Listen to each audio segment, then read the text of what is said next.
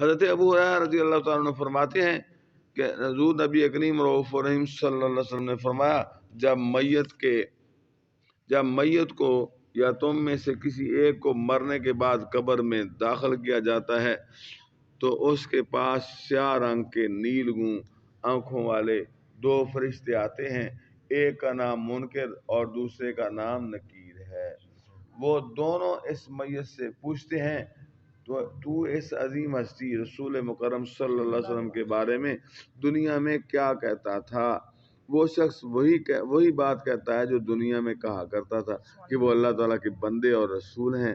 میں گواہی دیتا ہوں کہ اللہ تعالیٰ کے سوا کوئی عبادت کے لائق نہیں، اور بے شک حضور نبی کریم رؤوف الرحیم صلی اللہ علیہ وسلم اس کے خاص بندے اور سچے رسول ہیں۔ وہ کہتے ہیں ہمیں معلوم تھا کہ تو یہی کہے گا۔ اللہ۔ پھر اس کی قبر کو لمبائی اور چوڑائی میں 70 ہاتھ کشادہ کر دیا جاتا ہے اور نور سے بھر دیا جاتا ہے۔ پھر اسے کہا جاتا ہے سکون و اطمینان سے سو جا۔ وہ کہتا ہے میں واپس جا کر گھر والوں کو بتاؤں۔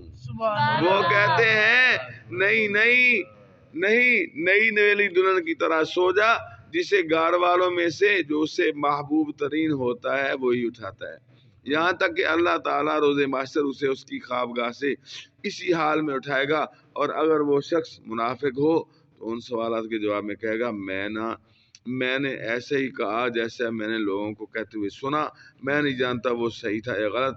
بس وہ دونوں فرشتے کہیں گے کہ ہم جانتے تھے کہ تم ایسا ہی کہو گے۔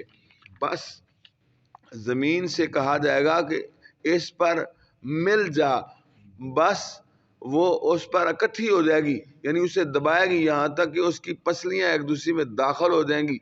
وہ مسلسل عذاب میں مبتلا رہے گا یہاں تک کہ اللہ تعالیٰ اسے اسی حالت عذاب میں اس جگہ سے اٹھائے گا۔ یہ ترمذی شریف کی روایت ہے اور وحسنہ و ابن حبان، جی ترمذی شریف نے اس کو حسن قرار دیا ہے اور امام ابن حبان نے بھی اس کو روایت فرمایا۔ صلو علی الحبیب صلی اللہ علیہ محمد صلی اللہ علیہ وسلم۔